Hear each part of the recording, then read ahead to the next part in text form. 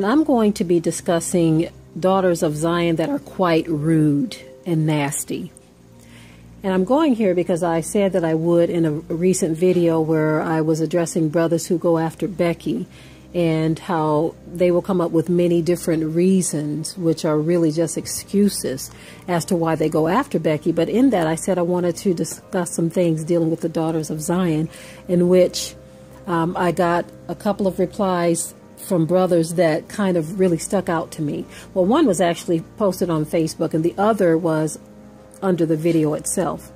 And the one under the video, the brother actually stated that he was, you know, a well-to-do brother as far as taking care of himself, and he raised his 2 children, and he's a pretty nice guy. He has a lot going on for himself, and he went on to talk about how he owns land and, you know, a number of different things. He farms his land or what have you, and he's just got a number of different things going on, and how so-called black women are completely turned off by that.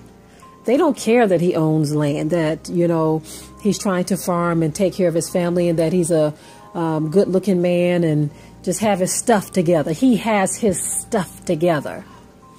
But on the other hand, he says those of other nations, Gentiles, white people or people of other nations, they look at that and they're like, wow, they're interested, you see.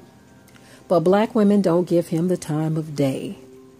And they are not impressed by his land or anything like that. Okay. Now, the other brother, he's a friend on Facebook, and he had shared a story about how he simply tried to hold a door for a so-called black woman. And her response was, I got it. I got it. He said she was very rude and very nasty towards him. And he's like, I'm not trying to take you out on a date or get in your panties or anything. I'm just holding the door for you, woman. But the response that he gets is this rude, nasty attitude. Now, like I said, there are some daughters of Zion out here that are very rude and nasty, but they don't understand what this does for all of us, meaning all black women. Because there are enough rude, nasty black women out there to where some people will use that as an excuse not to deal with any black women. Now, you and I both know that not all black women are like that. I'm not like that, and most of the people I know are not like that either. But we can't afford to let these loose-lipped, loose-tongued, loose women represent us. We've got to represent the so-called black woman ourselves, the Israelite women. We've got to represent in such a positive light to where women like that are overshadowed, because they are out there and they are making waves, making us look bad with their loud mouths, like the scripture said, with their loud mouths, their necks stretched forth, with their clanking of the heels and all of this, with their pride. Now, what I find sad is that, like the brother said, she wasn't even all that cute. But he was trying to be a gentleman. The number of times I've heard scenarios like that is too many. My son went through something similar. My husband, before we met, went through something similar. I remember one of my husband's co-workers went through something similar with a loud, nasty, rude black woman. There's a young man on YouTube. He was explaining something that happened to him as well, very similar, where he was being polite and nice to a young woman who was working at a fast food restaurant. He was there as a customer. She was there taking his order. He said something nice to her, and she just popped off on him. And what he did, he popped off right back on her, and he went in on her. He said she wasn't attractive or anything, and he just played off on all of that. See, first, he was trying to be nice to you, but because you were so rude, now he embarrassed the heck out of you. He talked about how she looked, her facial bumps and all of this stuff. So she shined light on her own self. She sunk her own ship. Black women, you are sinking your own ship with this rude, nasty attitude. Not all of us, family. I'm talking about those who the shoe fits. I remember my son when he was a teenager. Certain young women would look at him like he was a little nerd or whatever. And they would say various things. And, oh, he's cute, but look at his shoes. They thought that stuff was funny, too.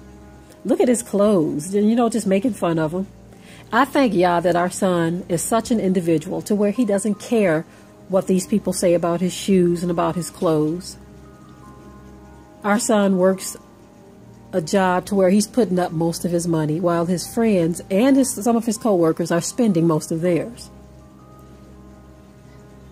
And they ask him, what's up with your shoes, man? What's up with that? The young people in the neighborhood would ask him, what's up with his shoes?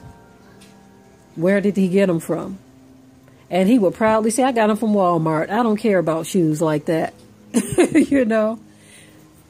And while you're so busy out here spending hundreds of dollars on a pair of shoes that aren't going to look like anything in 3 or 4 months, you have young men like Aaliyah just saving their money. But you have these young women out here insulting, or should I say, think they're insulting him by talking about his shoes and things of that nature. No, you're insulting yourself. You are insulting yourself. Same thing with my husband. He was telling me when he was a teenager how various young women, they were into the thugs. They liked those fellas that were just hard. Street thugs type men or type fellas. That's what they liked. And so if you were too nice, they don't give you the time of day. That is what we see happening a lot with our women. Even into adulthood, they will say that this man over here is too boring. Oh, I don't like how short he is. Oh, I don't like the way he wears his hair. I don't like his job. All of these requirements, all these things that they don't like.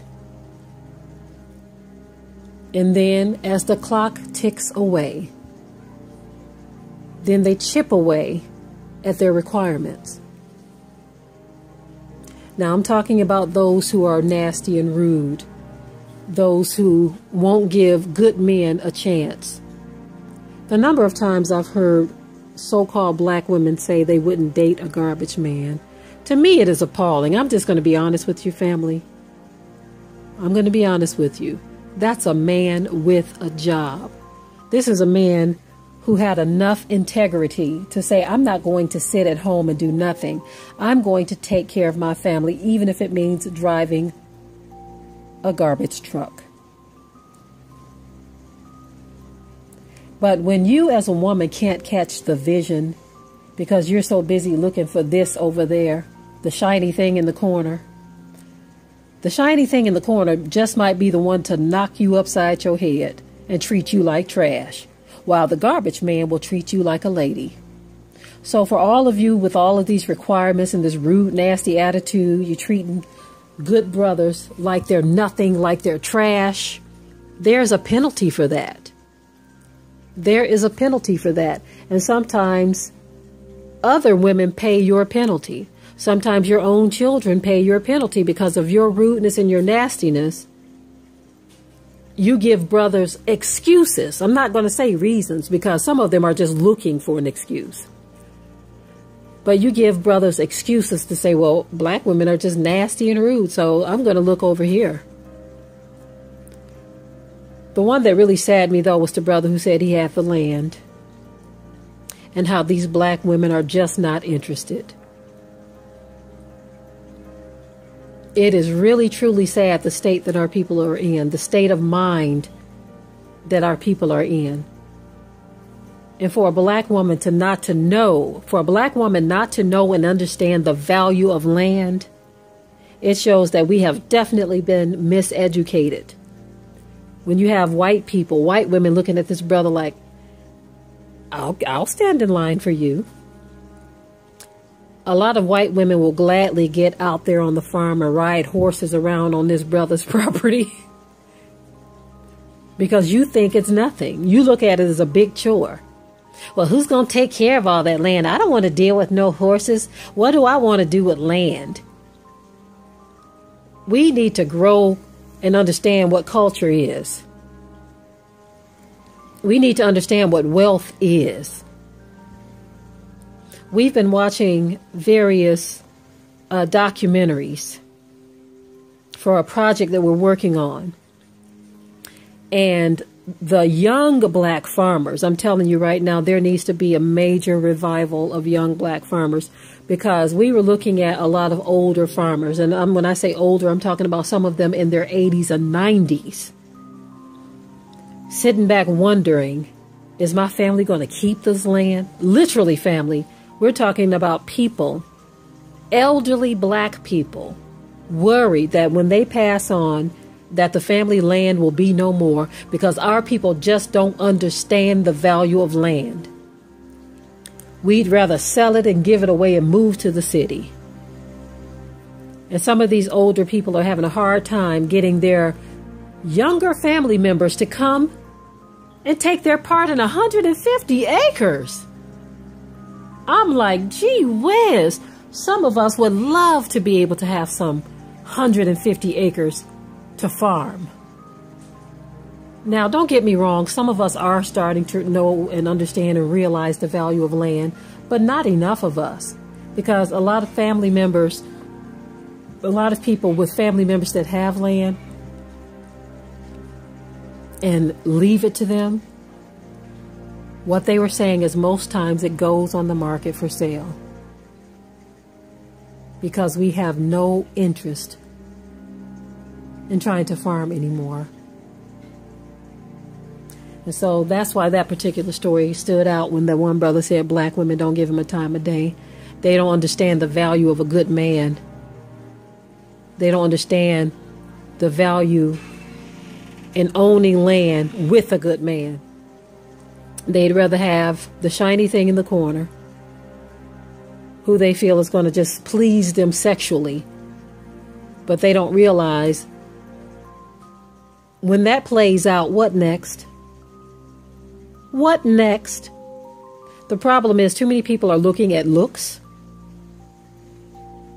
and they're looking at a person's body. We are really going to bring it, family, in this marriage series.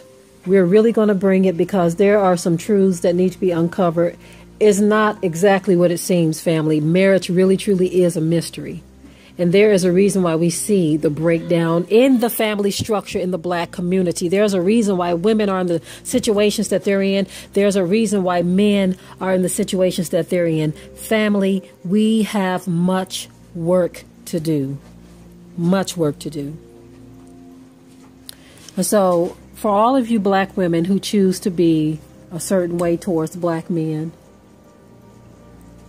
you don't understand that this path that you're on is a destructive path. Don't even allow bad experiences with other black men to cause you to look at a potentially good black man and mistreat him. I feel like this. We can't afford to be rude, mean, and nasty to each other, period. So many times I just see black people, the way we deal with each other is just so cold. So cold. We can't even speak to each other in public. But as soon as massa walks by, your smile gets so big, you would swear that the sunshine was in your mouth. We just have this please massa mentality and despise each other thing going on. Instead of despising each other, we need to love each other. Take care of one another. Hey, sisters, stop being so rude to brothers for no reason. Because first of all, some of them ain't going to take it. I forgot my husband's previous co-worker. That brother, he was a little bit different. They used to drive a truck. My husband and this brother, they used to drive a truck for machine company back in Michigan. And this brother was, I think my husband said he was over 6 feet tall, and he was big, and he didn't play. And he said one time they went to, I think it was McDonald's or something, and there was a young woman there behind the counter, and she started being mean, rude, and nasty to Doug, this big 6-foot-tall black man. And this black man scared the hell out of her. He lit into her so bad. And the things that he said to her, I can't even repeat. But it was enough to scare her straight. She was humiliated because all of her co-workers were laughing. Customers were laughing. See, you can't play these silly games with everyone. You can't be mean and rude and nasty to everyone. And so we, as the daughters of Zion, we've got to get our act together. We're sitting back wondering, trying to figure out why black men are leaving and going to other races. And like I said, many of them are just using rude, nasty, overbearing black women as an excuse, when really we know the real reason. But again, family, daughters of Zion, we need to check ourselves and make sure that we are handling ourselves the way daughters of Zion should. Whether you're single or married, it doesn't matter, because even for married women, we've got to be a certain way. We've got to handle ourselves a certain way. And like I said, with this marriage series, we are going to bring it. So stay tuned, family. Much love to you and shalom.